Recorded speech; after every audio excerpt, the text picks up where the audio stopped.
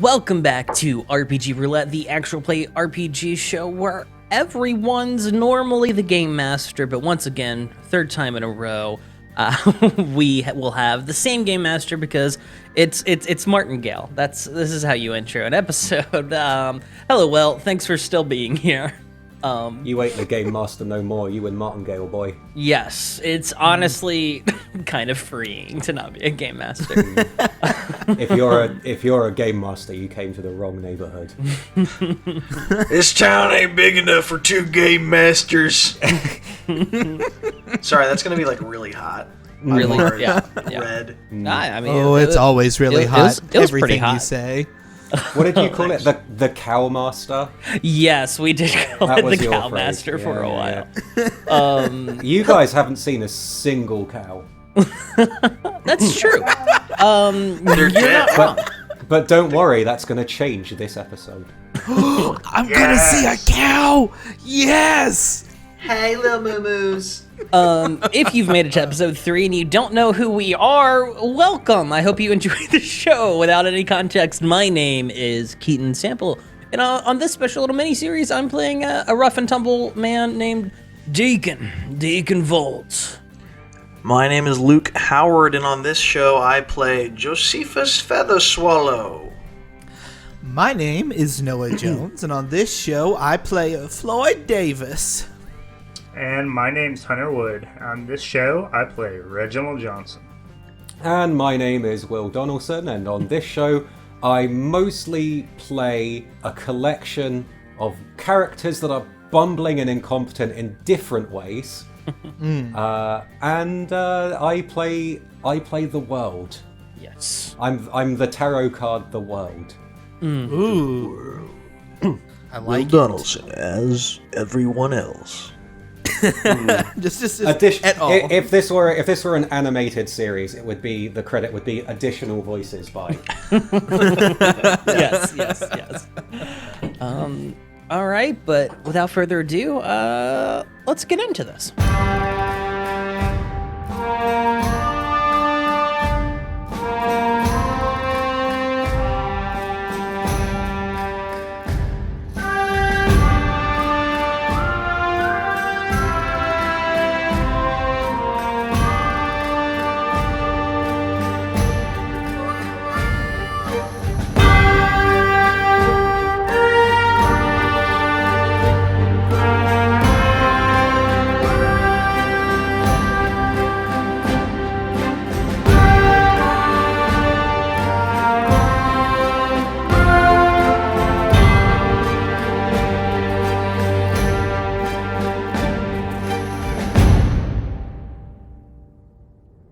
Alright, Reginald, you are walking along a road in which you often return in your head. With you are 3 others. Cole, a man you've become quite friendly with during your time serving. Nathaniel, a somewhat annoying and brash 19-year-old. And another man whose name and face has become murkier and murkier over time, to the point where you can't quite picture what they look like or what they sounded like. You're travelling down a quiet road through a forest on a warm autumnal evening, and you have all let your guard down. It's the waning days of the war, and you're all stretched quite thin. The 4 of you are transporting medical supplies from one camp to another. Reginald, how are you feeling in this moment? I think that Reginald is about ready to go home. I think that he's just kind of worn out. He's just been traveling pretty much non-stop for the entirety of the war, going from one place to another, not very good conditions, lots of sleeping in the mud, walking through rain, just pretty much non-stop travel on short notice, not really knowing once I get somewhere, will I be here for a day, will I be here for a week. I think he's really kind of just become disillusioned and just ready to be over with. At this point, Reginald, you say something relatively mundane, and it sticks with you for a long time. What is it? Well, boys, this is just another walk down the lane for us, and I think I kind of grab some of the medical supplies and pull it tighter close to me. You open your mouth to say something else as Cole turns around. Suddenly, however, a shot rings out, then another, and before you know it, there is a cacophony of gunfire echoing through the woods, and you hit the deck instinctively. One by one, the 3 men you're traveling with hit the ground in front of you, and blood begins to pool beneath them. In this moment, Reginald, there is not a single doubt in your mind that you are about to die. However, seconds become tens of seconds, become minutes, and then it feels like you're there for tens of minutes. You slowly, after a while, stand up and look around you. Reginald, why didn't they shoot you? I think that I kind of keep looking around, and I see some kind of bullet marks just where they hit the ground. It seems like maybe they were just kind of firing into the area, and that they didn't really kind of check up on the soldiers after they fired. I kind of go to the 3 of them and make sure that, you know, they are in fact dead. Each of the 3 men has been shot several times apiece, and as you look over them, the fact that you weren't hit by a single bullet becomes stranger and stranger to you. And it's a thought that you return to frequently, both while you're awake and sometimes while you're asleep. And how it is you manage to not get hit or not get seen or survive the encounter is something you turn over and over in your head for months and then years and then 2 decades. And it's a question you find yourself groggily turning over in your head once again as you wake up. Roll a d10. 6. Okay. The dream ends as it normally does, with you standing alone on the road, looking around into the forest. It's hard to understate the wild and bracing feeling of waking up in the cold, of having the first breath into your lungs be an icy one with a chill running along your skin, making your hairs stand on end and your jaw clamp shut. Not quite as shocking, however, not quite as shocking an awakening as you receive though, Josephus. You are awoken by a gentle tugging on your pant leg, and as you sort of murmur awake and look down, you're greeted near your foot by a pair of yellow eyes, because a wolf has crept into the cave and is attempting to drag you out of it subtly and carefully. It is gaunt and its fur is tatty and dirty. Right now, Reginald is kind of awake, but his wits aren't about him. You are awake, Josephus. What do you do? Is my cane anywhere near me? Your can? My cane? Your cane is near you, yes. I'm gonna grab my cane and then try to swing it at the wolf and yell out, "Attack!" Is that a command? More of a situational awareness, saying like, "Hey, everyone, we're under attack," but he's kind of freaking out, so he's yelling something. Okay, make a fast hand roll at the wolf then. Okay. Let's see here. Is your cane fast hand or hard hand? We discussed this. It might be more hard hand, I think. It probably is hard hand. You're gonna have to do hard hand then, I'm afraid. Yeah, this is a -2 to this. So. That's a 2. Is that a 2 minus 2 or a 2? No, in it's total? a 4 minus 2, so 2 total. Okay. You do not hit the wolf. In fact, with that roll, I'm going to say that your cane doesn't even approach the wolf. And seeing now that you are awake, the wolf doesn't start gnawing at you, but starts quickly dragging you away. I'm going to say that at this point, Reginald is awake, and I'm just going to I'm going to roll a d10. I'm going to roll that d10 that you sometimes roll in this game. Yeah, I'm just yelling for help. Okay. Help! Deacon, you are awake, Okay. and neither of the Nesmonds are awake, and Floyd is not awake either. I think I'm just snoring away. that as I kind of hear his initial yell, and I'm kind of groggily wondering what's going on. And then when he yells again, I kind of realize what's happening, and I want to pull out my duckfoot pistol and just take a shot at the wolf. Oh my god. A duckfoot pistol is going to probably sure? hit both the wolf Are you sure? and Josephus. Are you sure you want to do that? I do, because I thought about it and I was like, Reggie's still kind of only half awake, So he's just like, oh, I gotta get the wolf to like. Hunter, go. how So about he you just kinda paint? How about you paint a fires. verbal picture for everyone and describe what a duckfoot pistol is? So basically, a duckfoot pistol it's like a normal pistol has one barrel. It kind of has a multiple that fans out. Like 4. So yeah, it's gonna kind of give you multiple shots, but they're gonna be more spread. So as you can see, it's not ideal for this situation, but. Well, there you go. So Reggie, he just kind of whips that out of his belt, and he's gonna take aim and fire. Well, go ahead and roll for duckfoot then.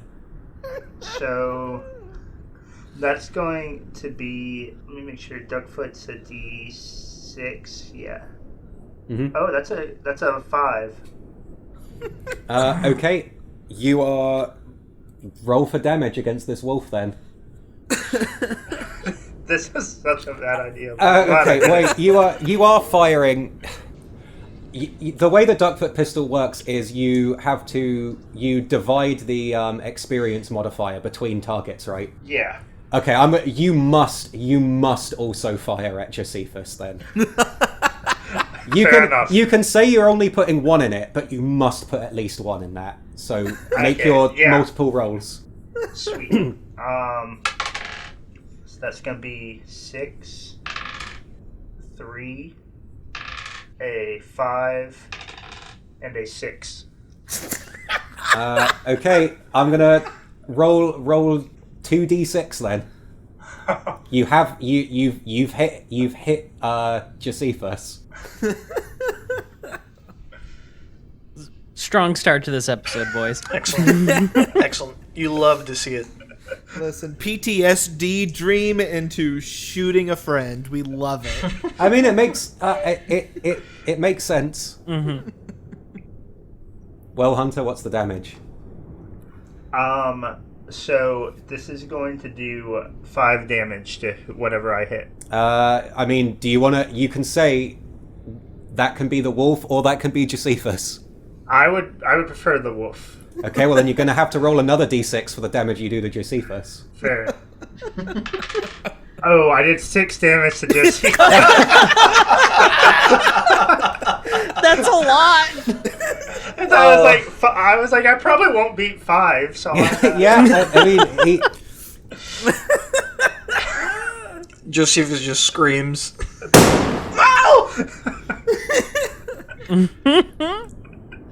Yeah. Josephus does not have I'm attacked at a all lot of fronts. HP.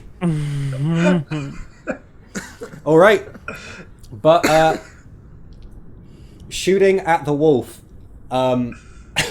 that's a good amount of damage to the wolf as well.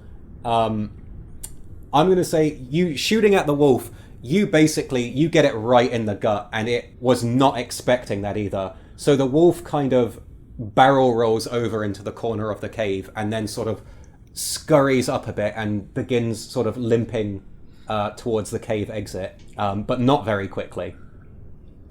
I mean, I'm awake Just now. drop I me. just witnessed this. You are awake now.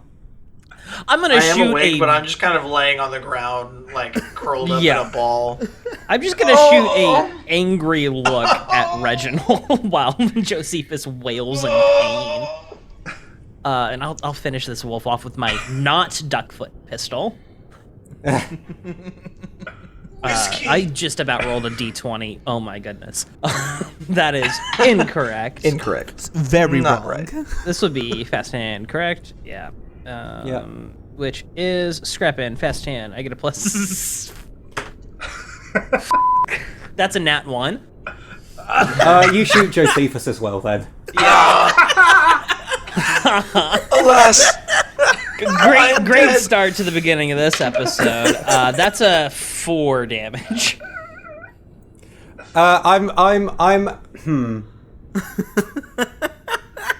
Let's He's torn because you just killed Josephus, and he's trying to just like find a way out of it now.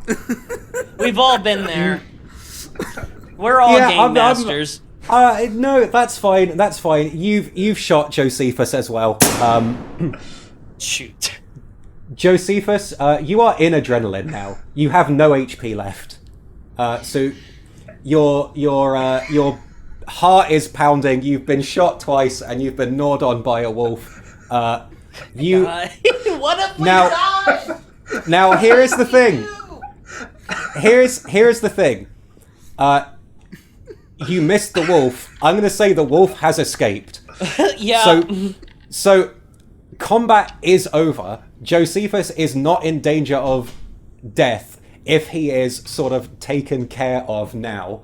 And if he is taken care of now and he does not exert himself basically for the rest of the day, he is not in danger of death. However, he has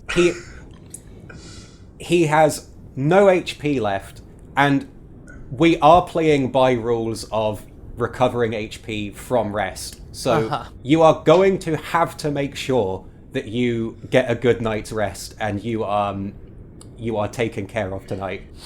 So Josephus, you have probably had the worst morning of your life. Being gnawed on by a wolf, being shot. I mean, we can characterize the duckfoot pistol as all of those bullets just going into it that didn't hit the wolf, and then your protector / bodyguard then shooting you himself. Oh man, you gotta love the net one. And Josephus, My good fellow. and Josephus, Who was in it your- that put the bullet in me? I am just like nonchalantly slipping my gun back behind my back and was looking it, at Deacon? Reginald. Deacon, who was it? So at this point, the Nesmond brothers are awake. Namond is holding Josephus's head up, and Desmond is unbuttoning Josephus's shirt very quickly and is like, "It's okay, boys. We've done this before 1,000 times. How you doing, Joey? You doing okay?" Joe, that's me. As you may be able to see, I am in somewhat of a state. I bet you'd like a nice fresh tomato. And he pulls a tomato out his pocket and says, "It's sweet and ripe. Here you go," and puts it in your mouth. I gingerly reach up and take the tomato out of my mouth, and I say, So I'm gonna make. "Thank you, dear boy." I'm gonna make a roll for Desmond. Desmond does a pretty good job bandaging you up. Actually, he got a 7 + 1, so he's sort of taking care of you. He's bandaging you up. I'm gonna say that while you were shot many times, a lot of the bullets sort of either grazed you or passed through the sort of fatty part of the thigh. So it hurts, and you have lost blood, but you're being bandaged and taken care of. And I'll say that there was one bullet that was kind of stuck in you that they were able to push out. Oof. You're not going to like how they just use the end of the wooden spoon to sort of push the bullet out and through the side. I think Josephus passed out at that point. I think that as soon as the wooden spoon got in him... Yeah, and then Desmond starts out. saying, Joe, do you want me to read you an adventure on the high trail? I want revenge. I think at about this Floyd point, is awake now. Yeah, though he sits up. Oh, excuse me. Floyd just looks around. Well, what did I miss? What's happening here? Reggie shot Joe. I was attacked by a beast from hell. Reggie! I point back at Deacon. Deacon shot Joe. Deacon! Why are y'all shooting Josephus for? Why are you shooting a duckfoot pistol in a cave? I walk over. I want to snatch your duckfoot pistol away from you. So Do you stop me? I want to, at the same time, I want to try and snatch your pistol. what? Okay, you're both doing wiliness contest. Okay. I'll tell you what. You can do wiliness contest, or I can just say you grab each other's weapons. I think that would be really funny.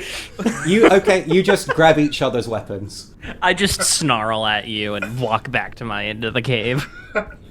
I tuck your pistol in my belt and walk away. Cool. Let me look up the stats of a duckfoot pistol. just And swap Naymond says to you, Josephus, like, you know, Joe, I think you're pretty tough. You just got shot like 10 times. to a just completely passed out man. I'm fading in and out. Perhaps you have some whiskey. I think it might help. You can use one of your miracle tonics. Yeah, I was gonna bring that up, but I didn't know how to. Desmond rushes over and he has like a hip flask and he gives you some whiskey. I'm gonna say, Josephus, take a point of vigor. Just for surviving being attacked by a wolf and then shot first thing in the morning.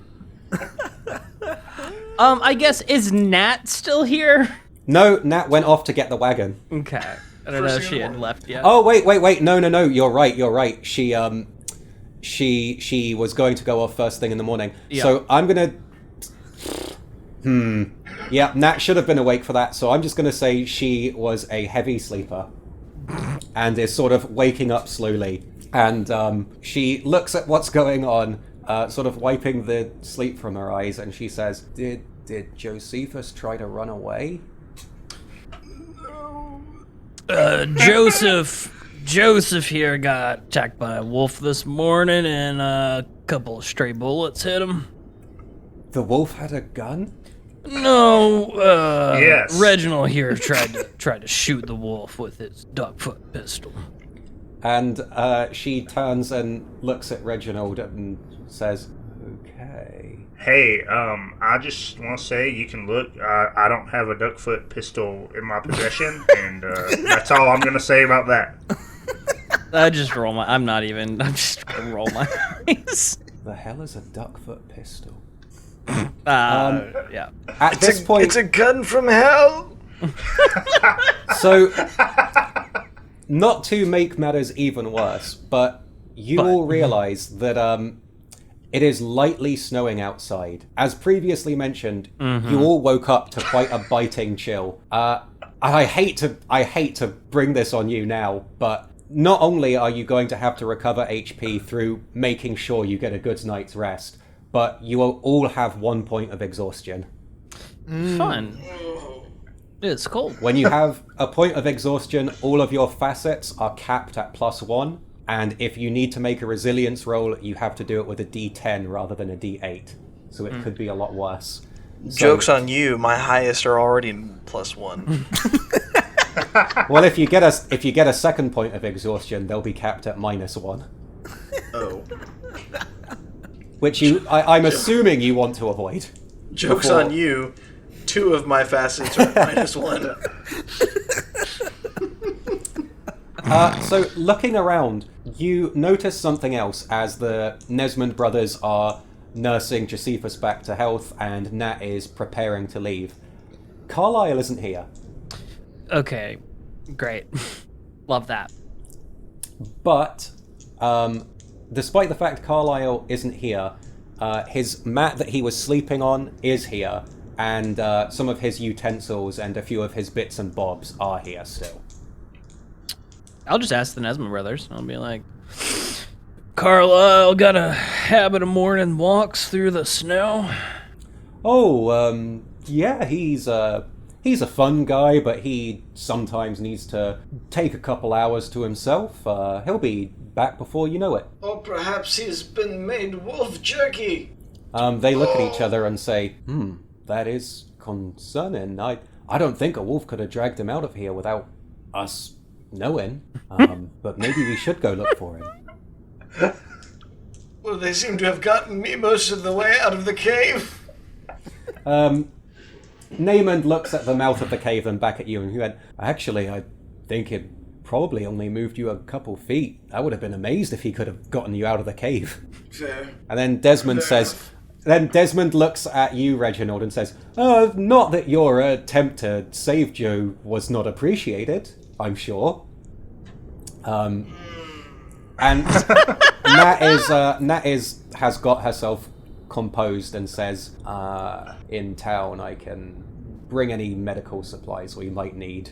And she looks at all of you and says, now, hopefully I'll be back with the wagon by sundown, but it might not be until late this evening, or late this night. The train is tomorrow, so is there anything you need from me before I head out?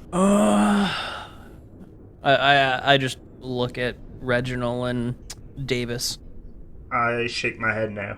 I think Floyd at this point has like stood up and dusted himself off, and he's actually got his hunting bow strung and ready.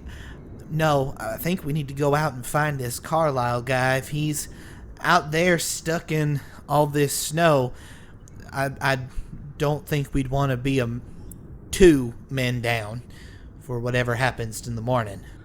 She nods, and Desmond says, for what it's worth, I think he's probably okay. I'll go with you, Floyd.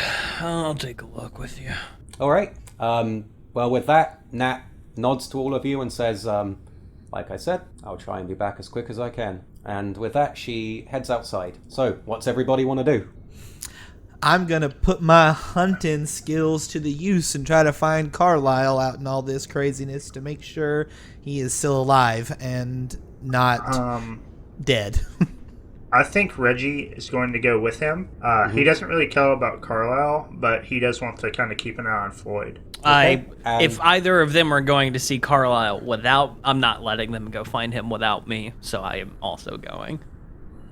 Josephus, you can join them, but you're... You will have no more HP the rest of the day. Which I'm not telling you what to do. I'm not telling you what to do. I'm just saying keep that in mind if you want to go out. Perhaps, Neiman brothers, what will you be doing today? They say, probably getting firewood, getting prepared for the big score tomorrow. Maybe do a little exploring, see if there's some fun to be had in these woods. Very well. Perhaps I'll stay here and work on some of my teachers. Yeah, I'll walk over to you and I'll lean down now and be like, you be good. If you see a wolf, and I kind of, because you do have a pistol, right? You just rarely use it. Good question. Do I have a pistol? I think I have a small pistol, but not like... Yeah. I just for you, I take it out of the small pocket. You keep it in your coat, and I put it in your hands, and I'm like, you see another wolf, you don't hesitate. Naaman, yes, very well. Naaman says, I think tonight it would behoove us if we took watch. Some of us stayed up, kept an eye out. Yeah. Good. I agree. All right, you two. Joe here's my friend. If he dies while I'm gone, won't be happy. Naaman says, well, I won't be happy either. Yeah, I nod my head and I say, good. And I turn my back and start heading out with the other two. So, heading outside, it is snowing somewhat lightly. It's not obscuring your vision too much. And heading out of the cave, you see where your horses all were tied up together. You see Nat getting ready to head out. And you also see that one of the horses is missing. Not any of yours. Right now it's just the three of us in like conversation range, right? Yeah, and I'll say that the horses and Nat are far away enough that she won't hear you. Cool. You guys remember Carlisle yesterday saying we should all stick together? Uh-huh. That's why I'm a little worried that he ain't around here. I look at you, Floyd, and I go, what are you intending on doing when you find him? Just bringing him back, make sure that we all do stick together. If we're gonna try to rob a frickin' train, I think we're gonna need all hands on deck. I don't think I say anything. I think I then turn to Reginald. I look at Deacon and I just kind of make eye contact with him, and then I shrug. Yeah, I'm not gonna beat around the bush. This guy's no good. I used to run with him. Wait. What? Volatile Carlisle. That's what our old boss used to call him. One wrong move, you have a knife in your gut. Are you telling me we gotta go kill this guy? Are we gonna have to kill it?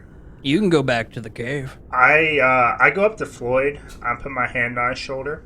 Floyd, I just gonna be honest with you. My intentions are to have a chat with this fella and see what his ways of thinking are. But I know men like this guy.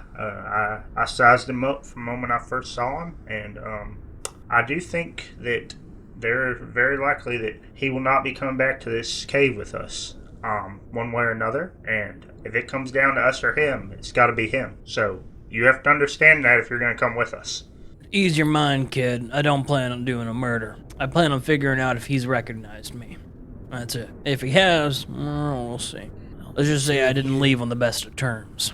Two of you would get lost out here in these woods, so I'll at least lead you around. I know these places like the back of my hand. But don't you know I ain't going to be killing nobody unless there's a damn good reason to do so. That's okay. Damn. Well, all right then. You, at this point, Nat is riding off, and as she is riding off, she looks back at you guys, and she gives you one of the first smiles you've seen from her. And if I can be blunt, she hasn't practiced it very much. She is attempting to assuage any doubts or concerns you may have. But really, when she smiles, it looks so unnatural and confused on her that it only betrays her own concern and doubts. Mm-hmm. Then she nods and rides off. As I said, your horses are all where you left them, but there is one missing. What do you want to do first of all? I think before getting on to the horses and everything, I want to just check to see if there is a clear track or trail as to where the other horse has gone. Like in what direction. Do you have any it's gone tracking off to. experience or anything of the sort? I have both hunting and tracking experiences. Well, you haven't decided to kill him yet, so you're not hunting him. So go ahead and do tracking. That is a 4 + 2, so a 6. So with a 6, what I'll say is you can actually tell that he got on his horse and basically did not begin with a canter. He just hopped on it and he was off. And he sort of headed off in a direction at moderate speed. The issue is it has been snowing since he left. And while it has only been lightly snowing, you get the impression that it's going to make tracking him in the traditional sense pretty difficult. Okay. On the plus side, he's an adult man on a horse, so that's easy. That's easier to track than, say, what's a mammal? A rabbit? Small mammal. Yes, that's easier to track than, say, a rabbit, but still, it has been snowing, so it is a little on the tricky side. But are you going on foot, or are you taking your horses? I think as soon as I see that it looks like the tracks are deep, he was moving pretty fast. If we're going to catch up to him, we're going to have to go. We're going to have to speed up ourselves. And I think at that point, I do jump onto my horse to start trying to follow the little trail that I can find. Hold up. And I assume you guys. Yep. Say we run onto him. We should probably have a clear story on what we're doing out here. Telling them that we're trying to make sure we're all together for this heist we're about to be pulling. All right. I'm going to say, yeah, you guys hop on your horses and you start to follow these tracks with Floyd at the lead. Going back to Josephus, you've kind of got your wits about you a bit more. You're feeling a bit better, and Desmond is sort of staying with you. He's got his tattered old adventure book with him, and Naymond is writing some notes down in his own book. And anything you want to talk to these guys about? Naaman, what is it you're writing about? He says, "Oh, it's embarrassing. Just a little calling card." A calling card? Whatever do you mean? And Desmond says, "Well, when we rob folks, we like to leave them with an impression, so we like having a calling card." I see. So that people will know who it is who committed the deed. Mm-hmm. If you're feeling up to it, later Josephus, we were thinking of taking a short ride out, maybe waiting along the side of the road, see if any carriages come by. You want to do a little heist with us? Well, it really depends on how I'm feeling. I have, been shot several times today. Yeah, you look scary. Yeah. Yes. It's been rather trying morning. We'll see how I'm feeling later on. Okay. And they get back to writing. Let's go back to you guys. So you're heading off into the woods. As you sort of get out of the sort of entryway to the cave clearing, you get out into the woods proper, and the snow is still coming down kind of lightly. But once you're in this area, you realize that tracking, just following the tracks that Carlisle and his horse left in a straight line out of the sort of cave area was quite easy. Here it's going to be more difficult, or you're going to have to do a little guesswork. But for the time being, you can see that he is riding basically straight into the forest, and sort of not making any erratic maneuvers or anything. So it seems to you, Floyd, that he was traveling somewhere. Are we like slowing down to look at tracks? I'm going to say you're sort of, for the time being, I'm going to say Floyd is leading and sort of trotting and keeping an eye on the tracks. I was gonna just say to my fellow horse riders here. Now, my first guess here was that Carlisle here might have left our former gang, just like I did, but before we get too far into these woods, it would behoove us to also postulate that Brigsby's are out there in these woods and we're running into another gang's camp, so keep your eyes open. I think at that, Floyd is going to stop his horse and turn it around to look at Deacon. Are you telling me there is another gang in this area? Not this area, but they might have moved. It's been a while since I ran with them.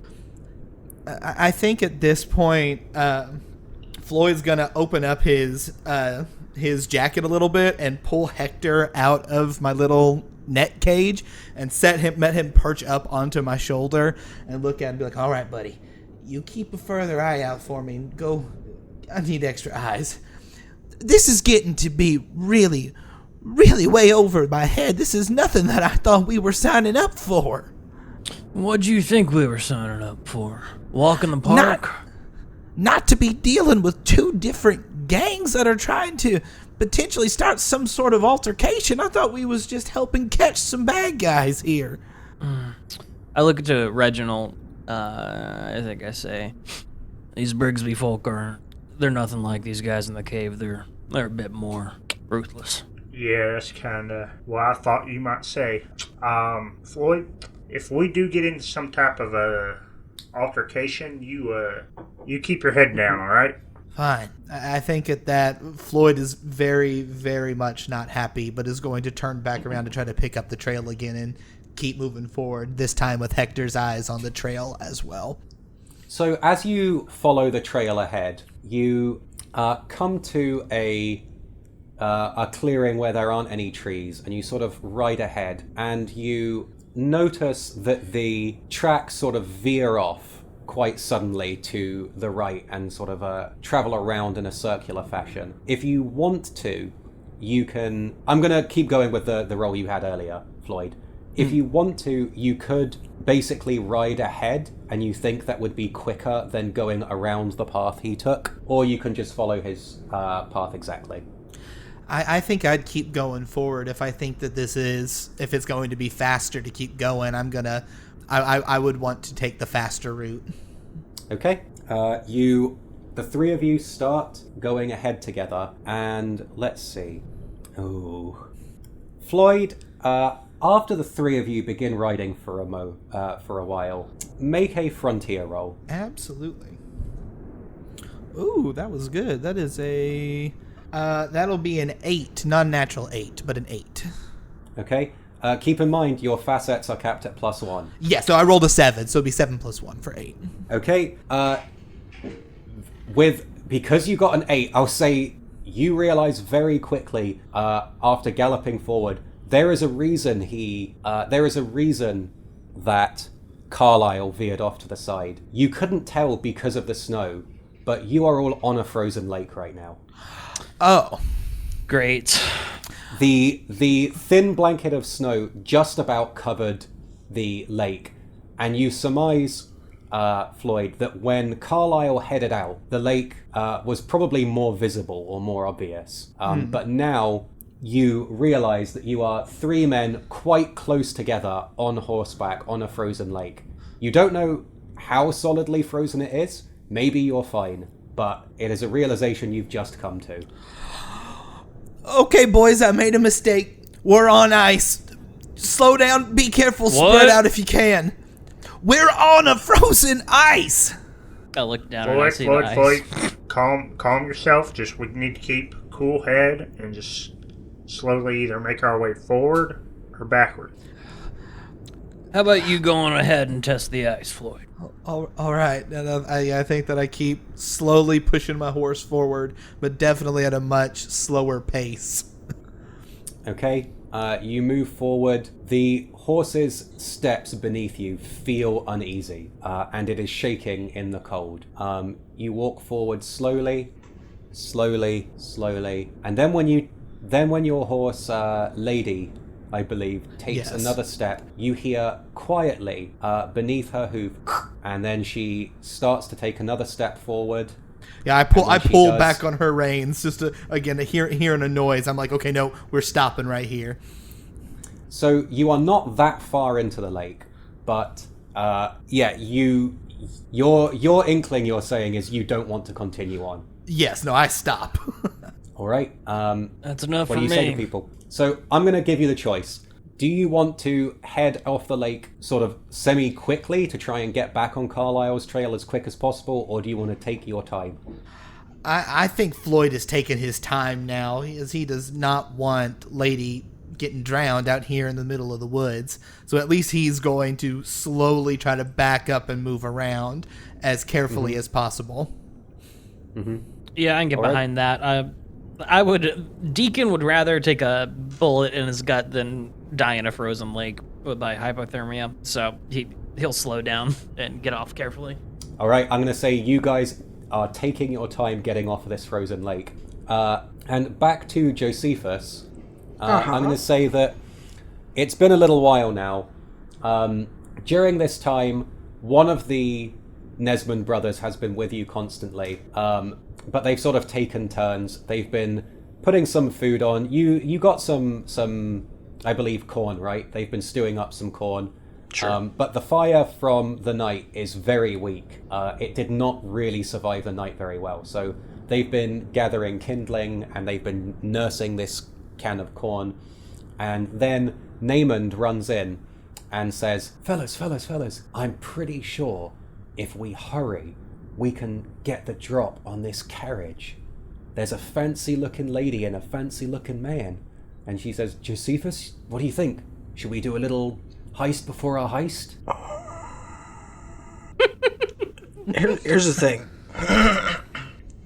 Josephus understands that he's in a bad way, but he also feels he feels like he has to go along with what they're doing in order to keep up their persona, right? Mm-hmm. So I'm conflicted. Well, I think okay, Josephus. I know what I could tell you, but I'm not there. I think that he's gonna go with him, but he says, "Okay, but listen, let me do the talking." I say, okay. And with that, they sort of help you to your feet, and you begin to head out. I'm going to say that they plop you on the back of one of their horses. So it's you and Namond and then Desmond. And you sort of ride off towards a main road.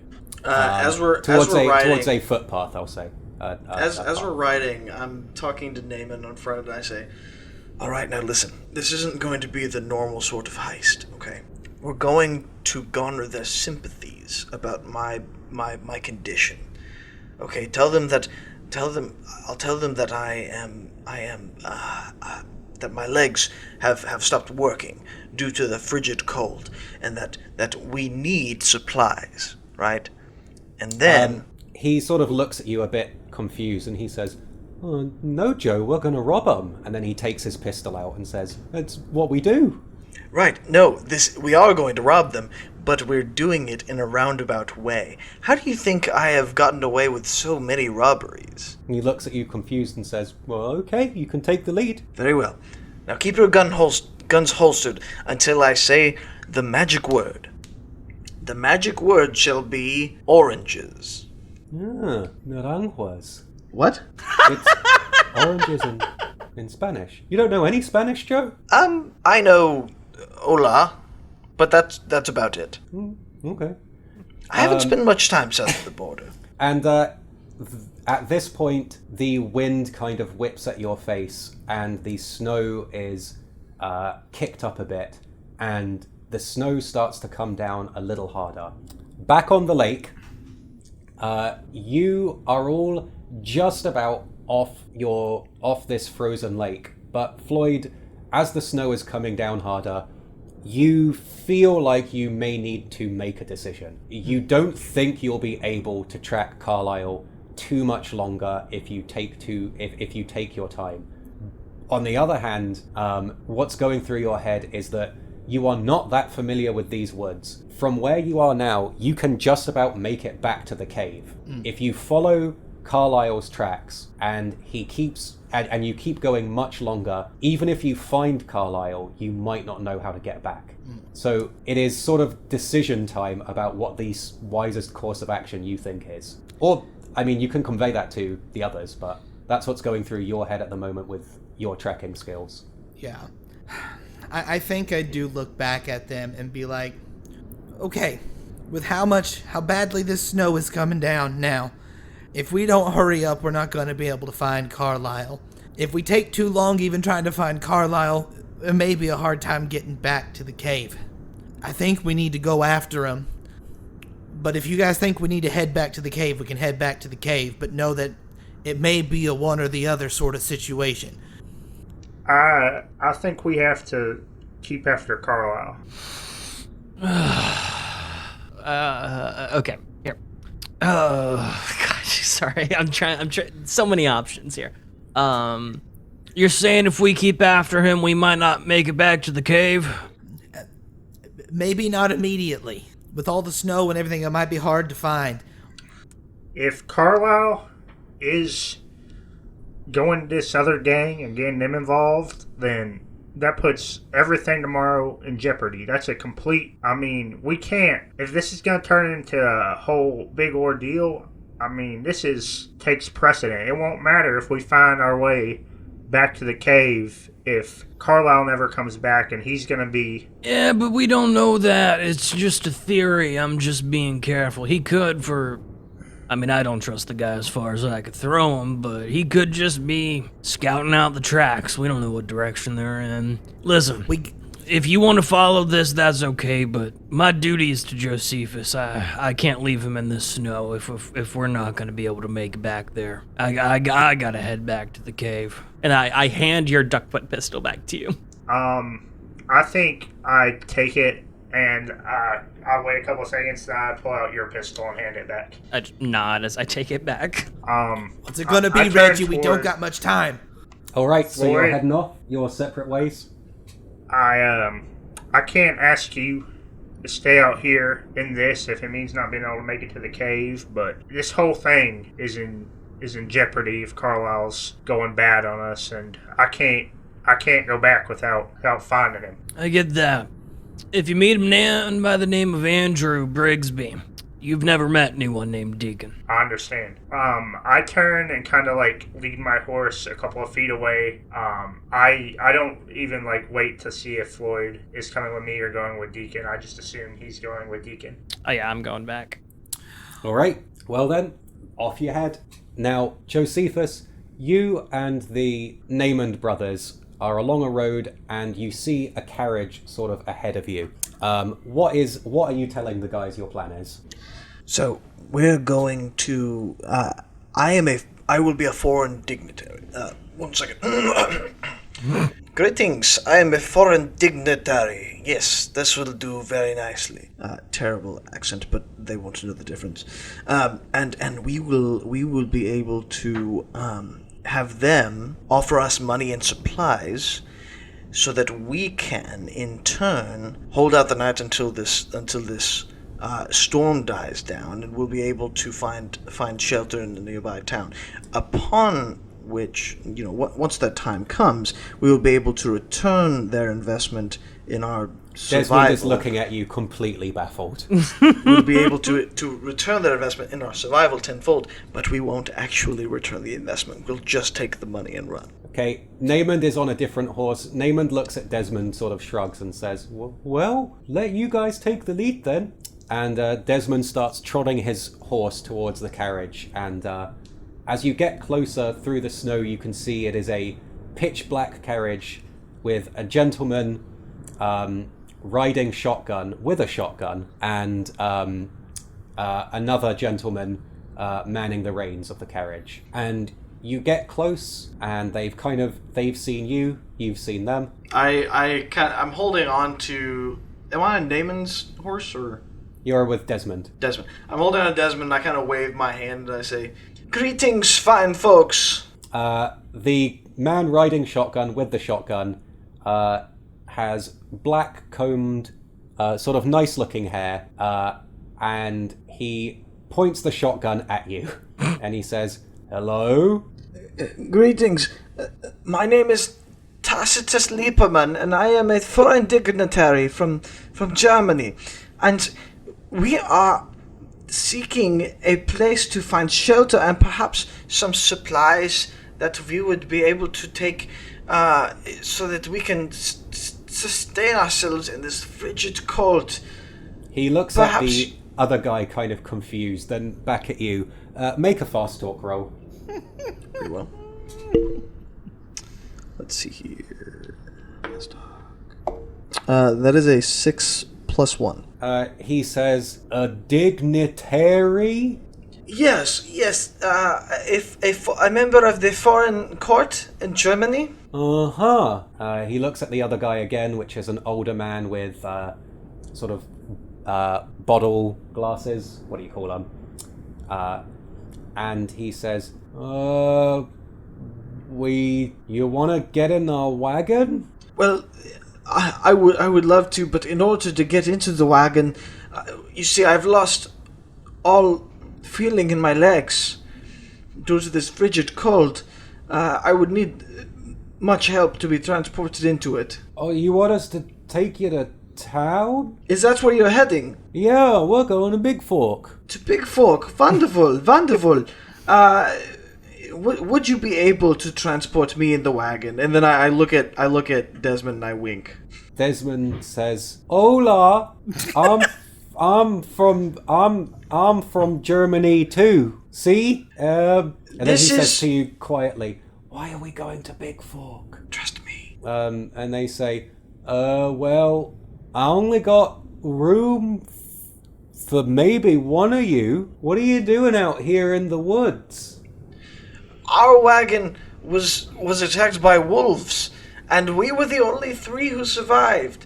And the wagon was when we were attacked, it ran off the trail and into a lake, and all of our belongings that we had sunk to the bottom we were not able to retrieve them. Oh, that's horrible. It is. And so we were wondering if we would just be able to get some supplies to last us the night. We found a cave. We weren't sure how far Big Fork was from the cave, but we saw you passing along and we thought you might be able to help. Deacon, Yeah.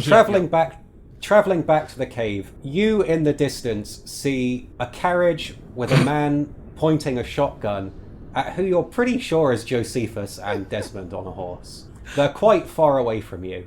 Great. Great. Great. What do I do? You know what? They're on like a road, right? Like a trail, at least. I'm just gonna stroll up to it, but like as if I'm coming from the other direction, like from Big Fort, just as another passerby. And if I get looped in, I get looped in. You're quite a ways off. So going back, you're saying you want supplies. What are you angling for, Josephus? Honestly, I was angling for them to give us some food or some money, so that, or like, mostly just food, because I was tired of corn. But I wasn't telling that to Desmond and David. They say, well, we've got some rubbing alcohol, we've got some nails and some wood, some saws. We were planning on setting up shop in Big Fork. We've got some bandages, some jerky. What do you need? Well, if you would be able to part with some of that jerky and perhaps some wood that we could use to keep ourselves warm in this cold, that would be very, very helpful. Where are you staying? We have a cave not far from here. And he says, you were on the road traveling, but you had a cave? Well, we were run off the road, and we found a cave to shelter. Make another fast talk roll. All right. That's an 8 + 1. All right. He says, okay. And he heads into the back of the carriage, and he pulls out a few planks of wood, and he sort of hands it over to... I'll say Naymond has made himself apparent here, and he sort of hands it over to Naymond, who puts it under his arm. And he also hands him, like, some jerky, and Naymond looks at him, and then looks at you, Josephus, and then looks at him and says, you have any money? Josephus sighs. The guy says, yeah. And then Naymond looks at you, Josephus, kind of confused. And Josephus says, any contribution that you would be able to make to the state of Germany would also be reimbursed tenfold. Deacon, you're here now. And I think, Deacon, you hear Josephus doing an accent asking for money. And I'm not going to tell you that your character just puts things together, but I think it's... so, you know, you got a 7 and then you got an 8. I'm gonna say, he says, well, sure, when you get to town. And he hands Naymond over what looks like probably $4 or $5. And Naymond looks at you, and he sort of shrugs a little bit and looks at the jerky and the wood he has. And then Desmond looks at you and says, can we do our calling card? Or I don't understand, this isn't a normal heist. It is not a normal heist. No calling card this time. Thank you so much. Excuse me, fine gentlemen. What is going on here? Okay. The guy says, we're helping out this man from Germany. His carriage fell in a lake. Do you have anything you might be able to help him out with? Oh my. I got a cousin from Germany. Any way I can help, I would love to hear. And I pull out, I start going along with the bit here, and I hand Josephus all 12 of my dollars, and I start to take my coat off and stuff, and I go, you know what they say, you gotta help those foreign aids in need. You make a fast talk roll. I'm trying to play it off so that the other people want to help more. Yeah. That is a 6 + 1, the 7. The man kind of looks a bit annoyed and then hands over a few more dollars. And at this point, Naymond smiles and gives a thumbs up.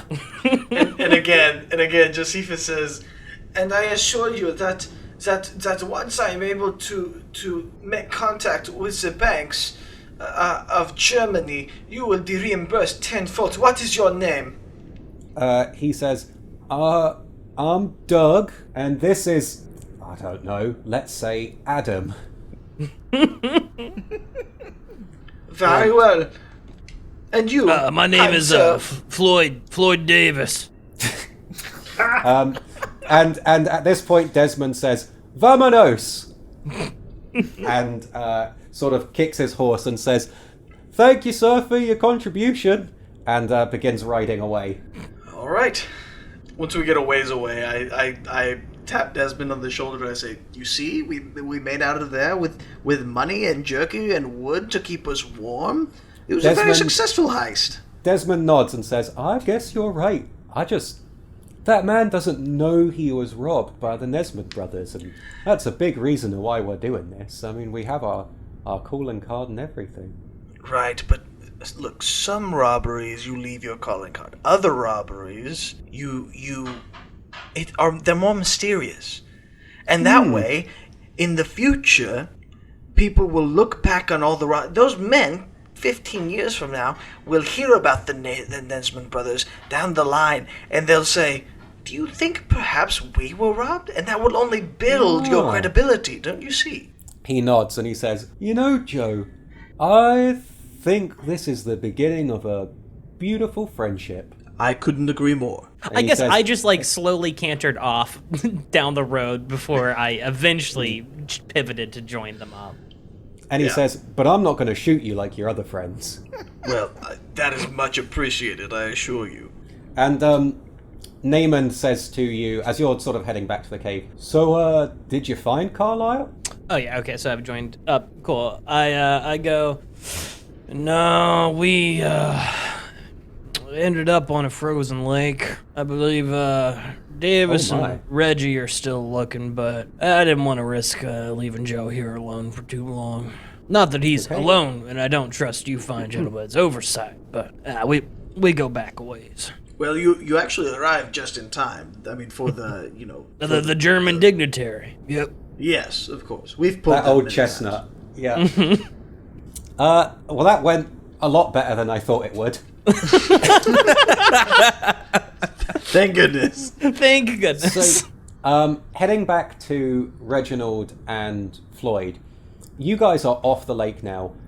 It took you a while to get off carefully, but you're going at a steady speed. At this point, Floyd, I think that the tracks are basically gone, and you're operating mostly on instinct of, you can tell where the lake is, you can tell he was going sort of around the perimeter of the lake, and you're sort of riding off ahead. As you are trotting along, Floyd, you see someone on horseback in the distance heading towards you. Oh, I think at that point I'm going to stop the horse, look at Reggie, and be like, "Someone's coming." Is there like brush or some like woods we could kind of guide our horses into, so we're not just so obvious? You can go into the forest, sort of that ends a bit before the frozen lake, but you're not going to have much coverage unless you go deep in there. I'm not trying to like get super hidden, just enough that like he won't be able to see us from a distance and divert a different path. Like, I'm okay if he can see us once he gets right up on us, but... Okay. Well, if that's what you want to do... So, leading your horses into the woods, as the figure gets closer, you recognize that, from a distance still, it is Carlisle, and he is sort of riding towards you, sort of in the general direction you are coming from. And he's covered in snow. It looks like he's been out for quite a while. And that's what you can make out from where you are right now. Once he gets closer, I kind of motion to Floyd to follow me, and I lead my horse back up on the path, and I want to call out to him. I follow suit. Carlisle, sorry.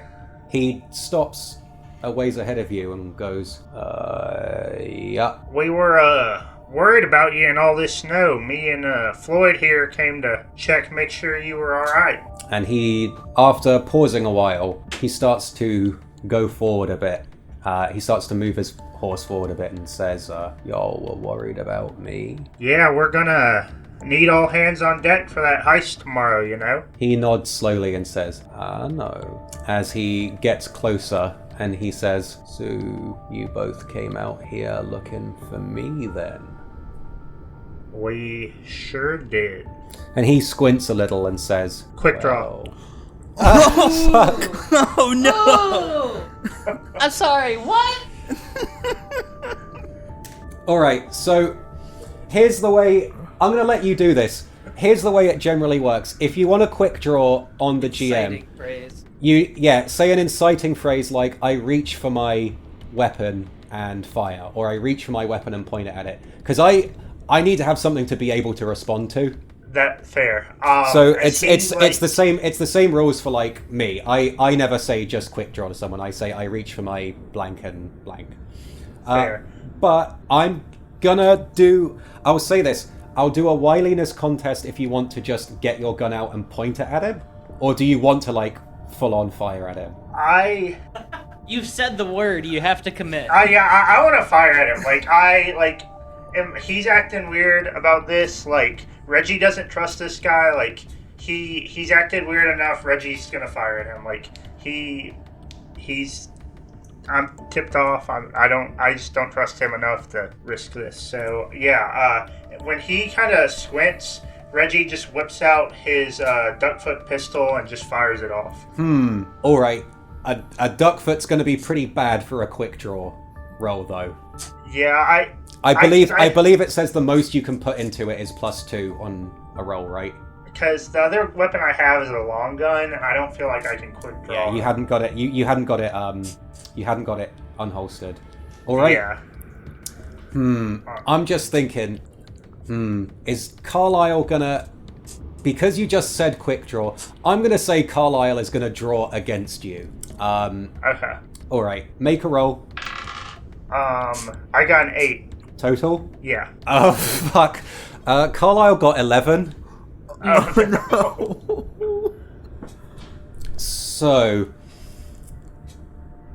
Oh my goodness gracious. What is So Floyd let's gonna see. do? Floyd is panicking. Alright, so here's what happens. He squints at you. You draw your gun, and in a way, your suspicions are confirmed because regardless of what Carlisle's intentions are, he is lightning fast on the draw. He went from both hands on the reins of his horse to seeing you make a move to pulling out his gun and firing. But here's the thing. He fires at your gun in your hand. He does not shoot to kill. And the bullet hits your gun and it sort of goes... it sort of flies far back into the snow and sort of plops into the ground. And he says, "You drawing on me?" And he gets closer on his horse and he says, "You know what I was out doing? You draw on me?" And he sort of motions to his back and turns around.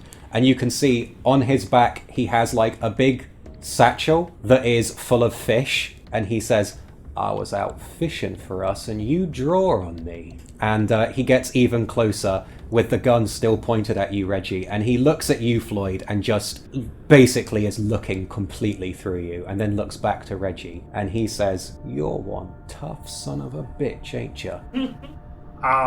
Reggie just stares him down, never breaking eye contact, but doesn't respond. And he smiles and he says, "You were gonna draw on me just 'cause you got the willies." And he slowly puts his gun back in his holster and he says, "You're quick to act, ain't ya?" And there's a sort of wry smile on his face. I kind of lower my guard and I look at him still honest. "Well, I'm glad to see you're a quick shot for tomorrow." And I put my hands back on kind of the reins of my horse. He's smiling quite a wide smile now, and he says, "I guess I got lucky I was faster on the draw, or you would have plumb shot me, huh?" And he looks at you, Floyd, and he says, "This is the kind of guy we need. Fast, decisive action. Absolutely. Absolutely. No futzing around." And he says again, "Now, I got lucky on the draw, but so did you. Remember, don't do that again, because if you had shot me, we wouldn't be having pleasant conversation. You hear?"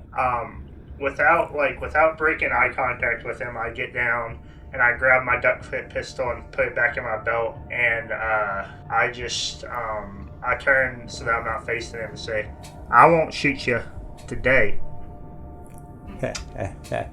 He says, "You were Reggie, right?" "Yep, that's my name." "You're all right, Reggie. You're all right. Let's go home." And he sort of starts trotting off on his horse, seemingly completely unfazed by what just happened. Floyd is shaking in his stirrups. Uh-huh. He just looks at Reggie in complete disbelief. What in the hell are you doing? Without, looking at Floyd, Reggie just, well, I learned everything I needed to know, didn't I? And then I kind of spur my horse and follow after him. Reggie, make a frontier roll. That's going to be 7. Carlisle has a big bag full of fish. They look pretty fresh. You don't see any fishing rods or fishing equipment on him. I think Reggie makes a mental note of this, but he doesn't point it out to Floyd or anything. Mm-hmm. So at this point, I'm going to say that the others have made it back to the cave. The Nesmond brothers have made a point to sort of get their food together, maybe sort of get all the firewood and everything together. What are you guys doing? I'm going to say you have a little bit before the others get back. I'd like to talk to Josephus. Maybe alone if I can. Yeah, you can find some time away from those guys. Yeah, I think we can treat it as, maybe they've gone out to get firewood and I'm rebandaging his legs or something. Yeah, I just want to look at him and be like, now while we got a minute, and I look up, there's a couple of ways I see tomorrow going. One of them, we all end up in jail. Another one, you pay your debts off in Big Fort. And another one, we head on out of town with a wagon full of paintings. Probably depends on how you're feeling, so you just let me know how you're feeling. I was waiting for this conversation very patiently. Well, the only problem I foresee is that I don't know a fence for these paintings. We would need Nat for that. She I think I might slightly squeeze one of your bullet holes and be like, she don't know no fence, she knows the mayor. Josephus puts 2 and 2 together, and he just goes, oh shit, you're right. I was getting caught up in our own lies. But she is bringing our wagon. We got nothing left in Big our Fort. wagon. You're right. No reason to go back there. I don't trust this Davis kid as far as I can. I've said that phrase already today, but whatever. He's too good. He'll turn us in. Yeah. Reggie, though, he could probably get in on it. I don't know. What'd you surmise? My first look at these two, they're bumbling fools. Of Reggie and Floyd? The two out gathering firewood. The Nesmond brothers. Yes, no, they are, shall we say, rather simple. And, but perhaps what we can do is they are intent on leaving calling cards. They're intent on getting caught. Perhaps we should let them be caught. Just nod my head as I'm finishing up your bandages. Perhaps we allow them to be caught with a couple of paintings while we make off with a majority of them. And at this point, everyone else comes back.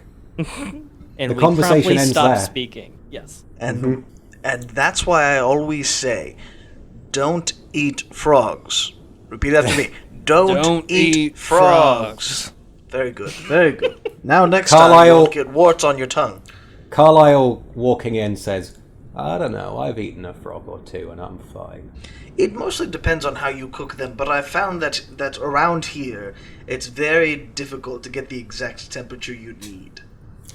So Carlisle throws his bag down full of fish and he says, hope you all like trout because I'm sick of beans and I'm sick of corn. Couldn't have said it better myself. And you're all back in the cave. All right. As it gets towards the end of the night, you guys are going to make a campfire. You guys are going to prepare for the night ahead, and you're going to draw straws for keeping watch. Cool. So, let's just do a quick check. Who wants to do fire building? Who wants to do a cooking check? And who wants to do camp preparation? I'll do look at my camp skills. preparation.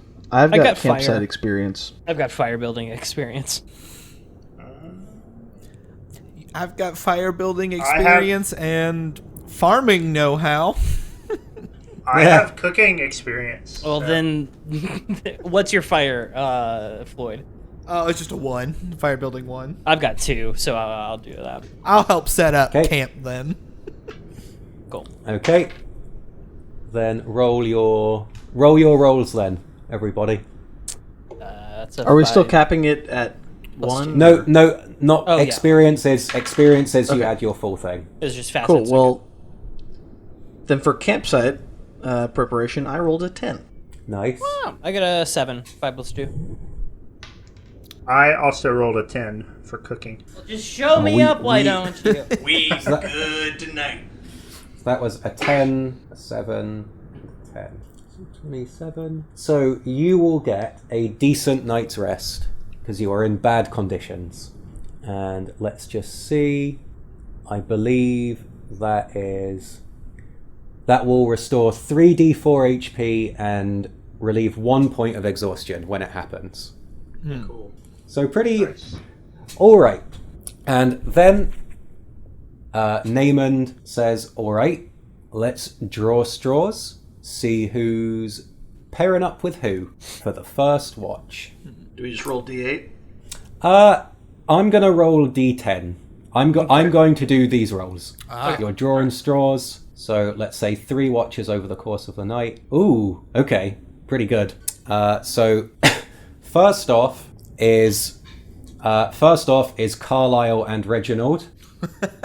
Then Thank goodness. is Deacon and Joe. Okay. Then is Naymond and Floyd. Amazing. All right, so Reggie, Carlisle. People are getting ready for bed. They're heading off to sleep, and you two begin sitting at the mouth of the cave. Has Nat gotten back? No, Okay. Nat is not back yet. And the snow has sort of continued at the pace that it was going before. Not quite beating down, but it is coming down heavier, and it is quite chilly. So, it's Reggie, it's you and Carlisle. I think that Reggie is just kind of like watching out in the snow, looking to see if he sees the sign of Nat coming back. I think he thinks that's the most likely thing that he would be encountering on this first watch. Carlisle says, so you must have seen a lot of action, huh? Yeah, I traveled all over the country fighting, and I've been in more than my share of battles. So He smiles and he says, yeah, I recognize a killer when I see one. And he looks at you and he says, be honest with me, what's the most action you've ever seen? I think Reggie pauses for several minutes, and then he looks back at Carlisle. Well, I was a lieutenant. I was in the military, and I fought in some of the biggest battles of the war. I saw hundreds and hundreds of men just fall right on the battlefield. Damn. Fall to cannon fire, bullets, swords, you name it. Carlisle nods and says, so that's what made you that way, huh? And he looks out into the dark with the snow falling and he says, well, I don't suppose I can beat that. But I used to run with some rough guys, you know? I think that Reggie is kind of wary of this conversation just because he sees the potential if he starts talking about this too much that he might kind of put 2 and 2 together with Deacon. So I think he's going to ask the question, try and get more focused on tomorrow.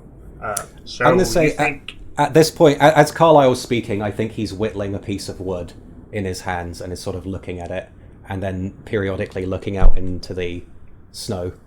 You think those experiences have you ready to do whatever you're going to have to do tomorrow? He says, oh, yeah.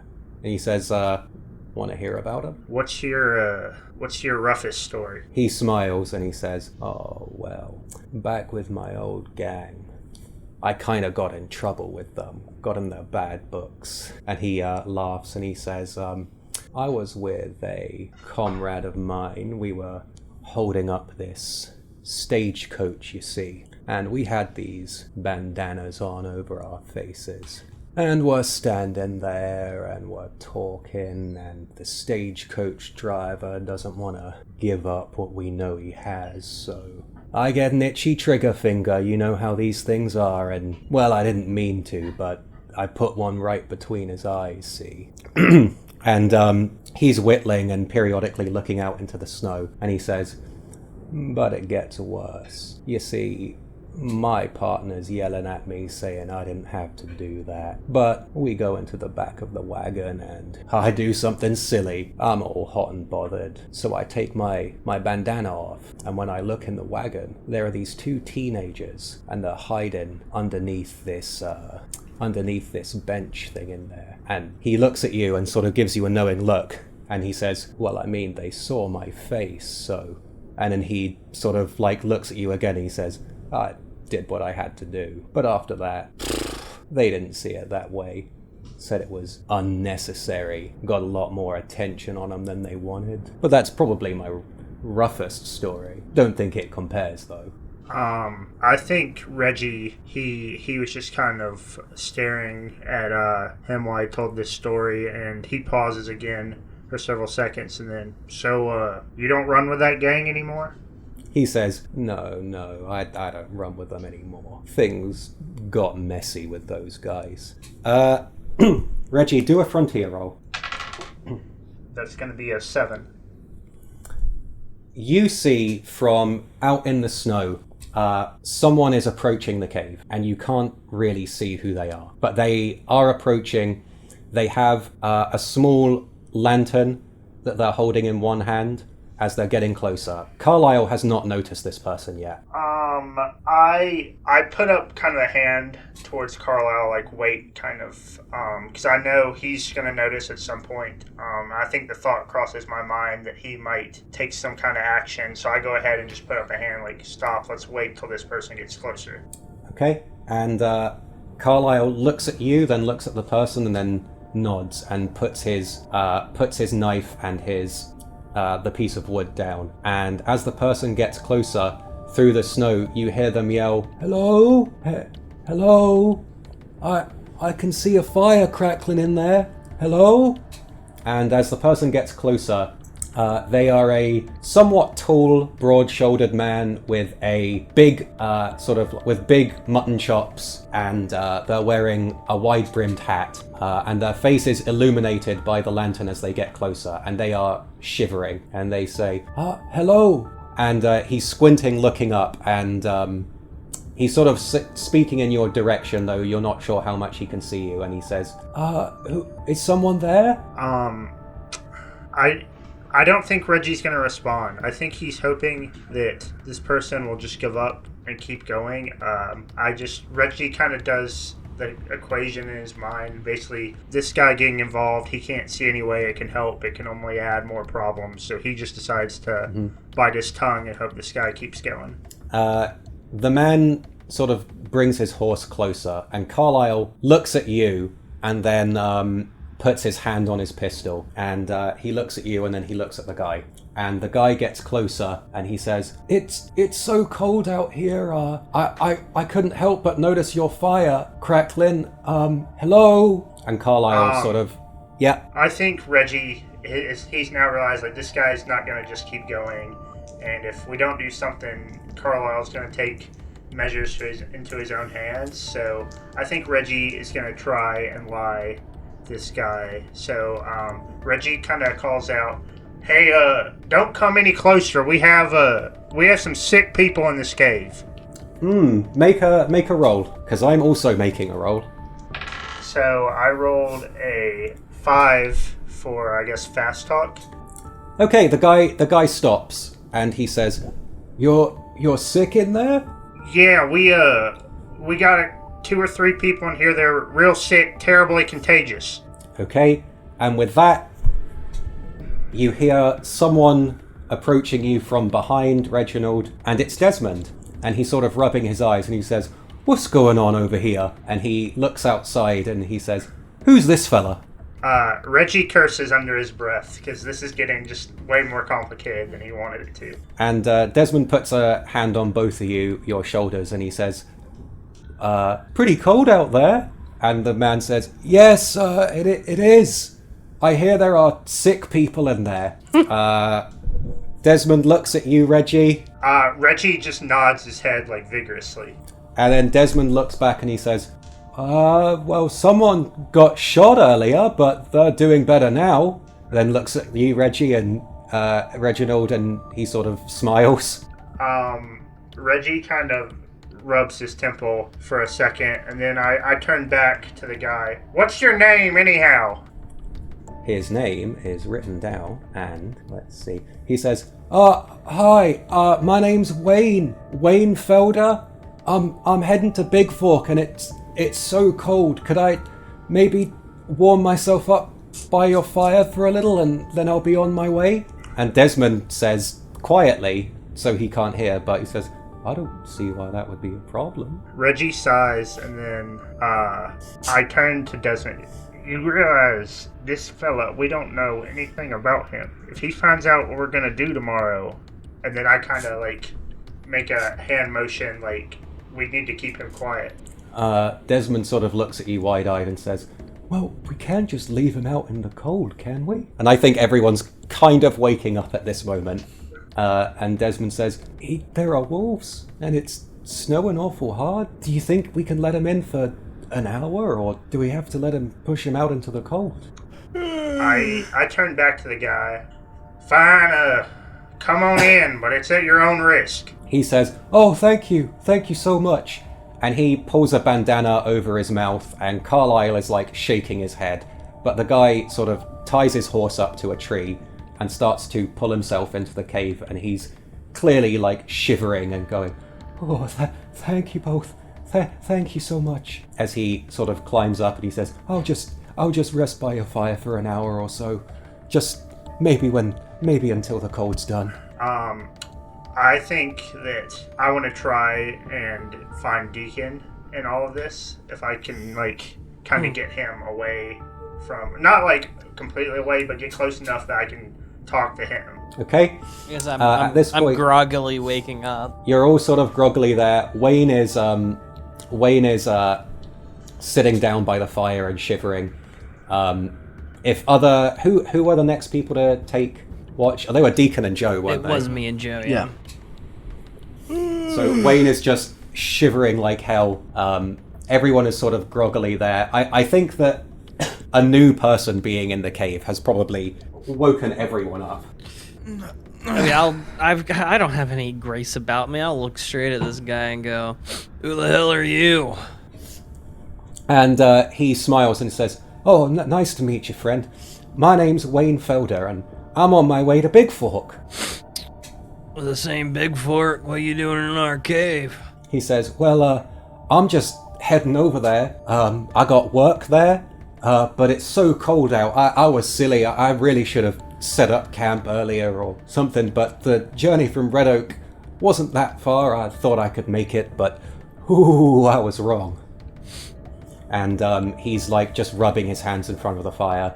And Naymond is like pretty groggy as well and is just sort of lying down and says, "Well, you could stay here for a while, friend. There's trout." And Wayne says, Much appreciated." What sort of work do you got in Big Fork? And Wayne looks at you, Floyd, and says, "Me? Well, I'm the new sheriff in town." Okay. Oh no. Floyd looks over at Deacon. I mean, yeah. Oh no. It's the sheriff. Does Floyd say that? Yes, he does. Just doing a roll. Yeah. Okay, saying that, Wayne looks at you and says, "Well, why oh no, friend?" Floyd looks... And then Wayne looks around a bit and says, well, what are you all doing in this cave, anyway? Camping. He says, yeah. Make a steady talk roll, I think. Let me unlock my character sheet. There we go. What is my steady talk? -1. Cool. That's a 2 -1. Sorry. I'll let you do fast talk. That is a lie. You said Okay. it steadily, but it is a lie. It's a 2 plus 1, a 3 then. It doesn't make it much. He says, camping in a cave in the cold. And he's sort of shivering. Carlisle is looking at Reggie. Carlisle puts his hand on your shoulder and then looks at his knife that he put down and then looks at you. And he quietly says, are we going to do this or not? Reggie, he kind of begrudgingly looks at Floyd. Then he looks back at Carlisle. And he just nods. Reggie doesn't see any way around this now. Okay. Carlisle gets his knife in his hand, and Wayne is sort of speaking, and he says, "Yep, I guess it was kind of silly of me to be traveling when I was traveling."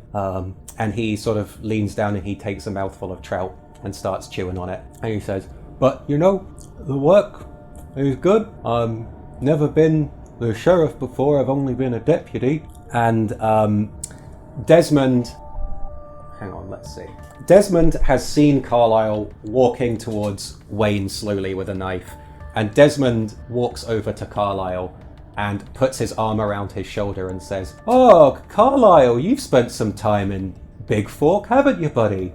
And Carlisle looks very angrily at Desmond and says, "Yeah, I have." And Wayne says, "Oh, what do you think?" And Carlisle just sort of stares at him angrily, and there is a very uncomfortable silence as Carlisle slowly puts his knife behind his back. And the silence here is quite deafening as Wayne sort of looks around between all of you.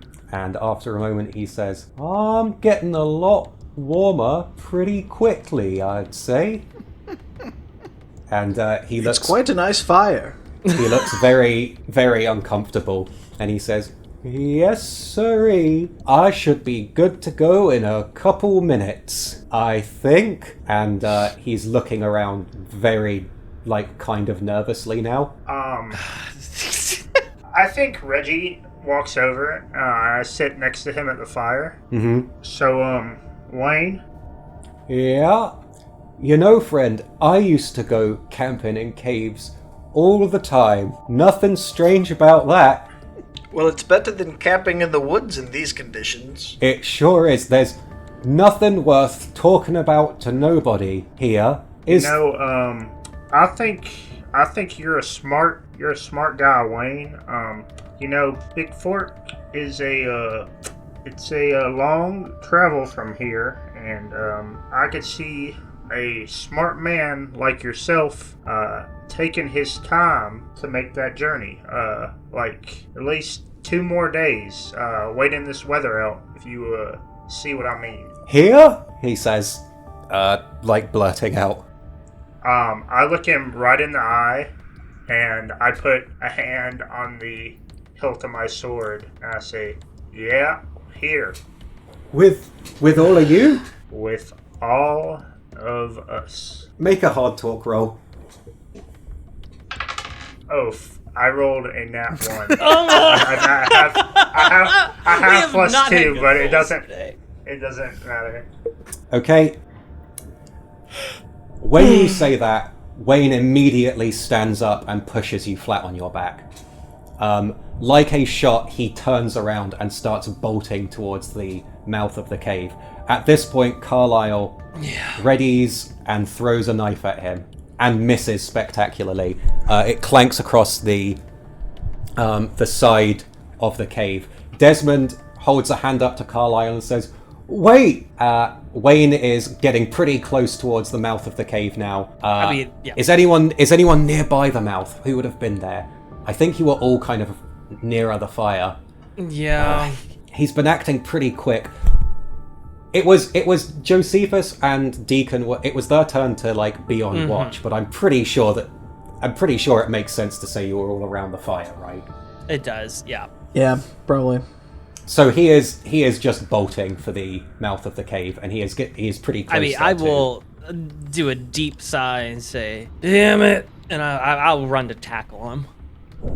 I'm gonna say. Can I try to shoot one of my tinctures at him? Short burst of speed is a wiliness roll. Okay. So do a contest wiliness, and if someone wants to shoot at him, they can as well. Well, Has my I wanna exhaustion try to been lifted? Befuddle him. Your the full exhaustion night. has not Yeah. has not yet been lifted. Oh, You that haven't doesn't had a full matter because I night's got a sleep. 7, and so even with just limited at +1, it's an 8. Well, it's a contest, Okay. but we'll see. Okay, and are you gonna fire at him as well, Floyd? Or wait, was that? It was Josephus. I want to try to shoot from my cane.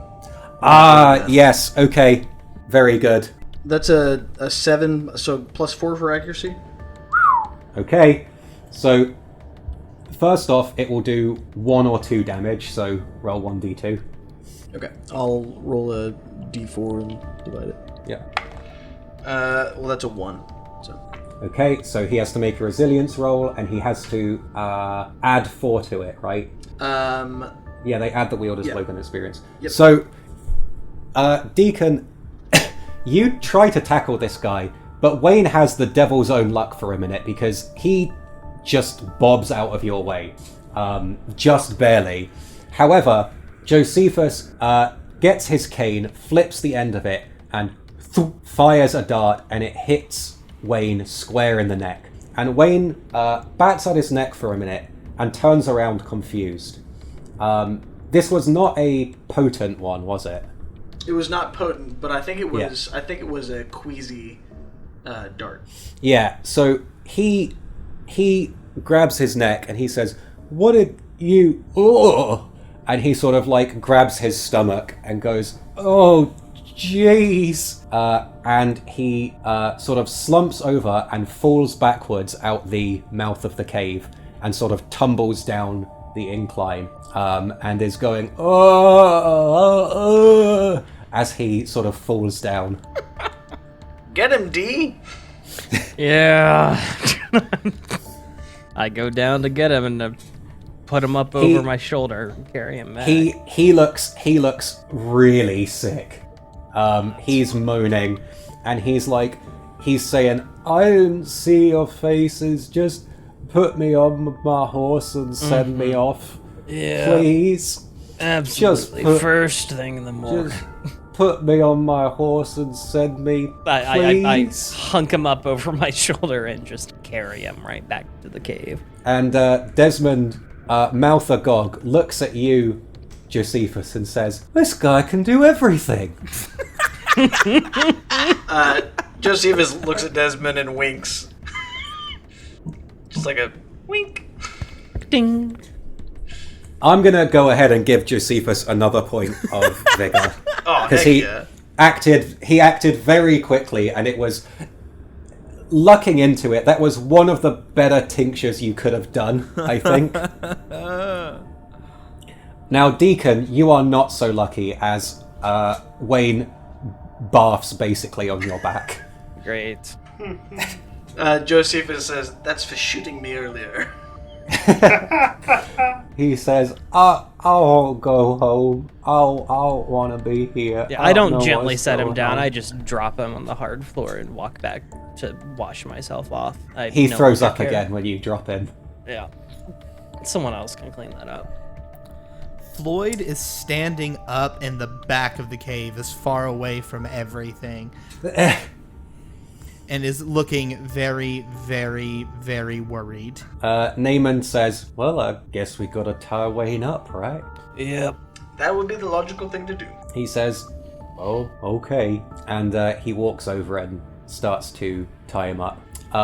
Who is sort of sadly burping to himself and going, "Why'd I have to come here? I just want to go to the big fork. I'm gonna be sheriff, you know." And Carlisle says to you quietly, Reggie, like, "Look, man, I know you had my back there. We'll just see how this goes, okay?"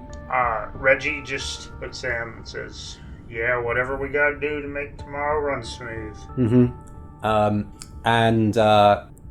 So Wayne is being tied up, Everyone is sort of going back to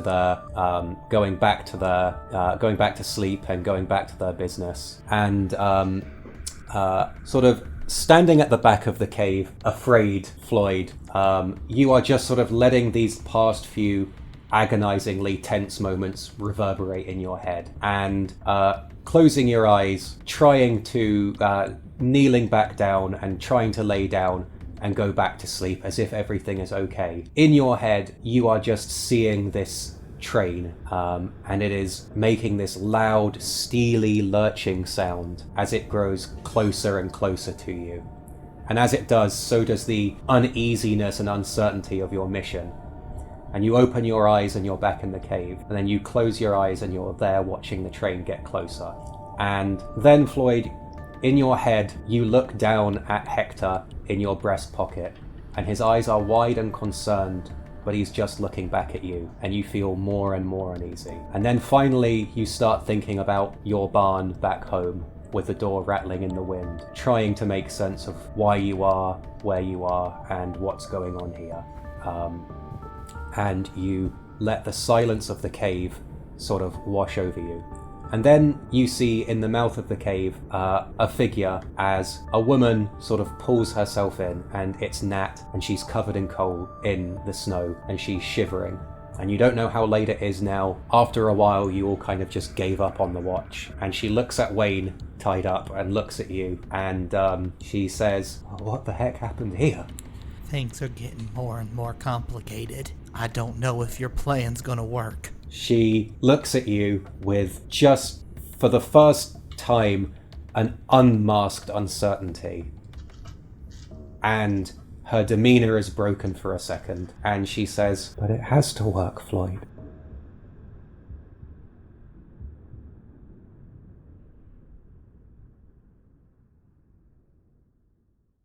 All right, thanks again so much for leading us through this episode. Hopefully things go well for us, but maybe they won't. We'll see. It's out of my control. Floyd Yes. definitely doesn't think they're Don't going ask our me. way. Floyd does not think so. But yeah, thanks so much for listening to episode 3 of RPG Roulette Martingale, our little mini-series here with Will leading us through Dead in the West. If you want to keep up with the show, hey, go check us out on social media at RPG Roulette. Usually Twitter is where we're actually tweeting updates on the show. We have the rest of them, but we don't always post on them. You can also check us out at our website, rpgroulette.com, and go check Will out at his YouTube channel. If you want to watch a smart video essay, check out his YouTube channel. That is links in the description. That's Infranaut on YouTube. And Yeah, a smart video essay, or an essay on like why I think Sonic is ugly or whatever. yeah, Smart. yeah. Yeah. And thank you again so much to our high rollers on the Patreon, Tabor TCU, Monohim, and Grant Robertson. And yeah, would anybody else want to say anything? I'm a little outroed out here. Hey, just It's been a lot of fun. Yeah. be on the lookout. Wait, what? Things are coming on the horizon. That's all I'll say. The hiatus is over, or about to be. Yes, this is a hiatus series, but yeah, we keep an eye out on social media, especially at the end of the month. There should be some exciting new updates there. Exciting. Thanks for listening. Thanks for listening. Thanks for listening, and thank you guys for playing. Hey, Yes, thank you, Thank you, Will. Will. Seriously. having so much And thank fun. you, listener, for joining us And on we will yet see- another. What? You do it. You do it. You were doing it good. And thank you, listener, for joining us on yet another adventure in Dead in the West.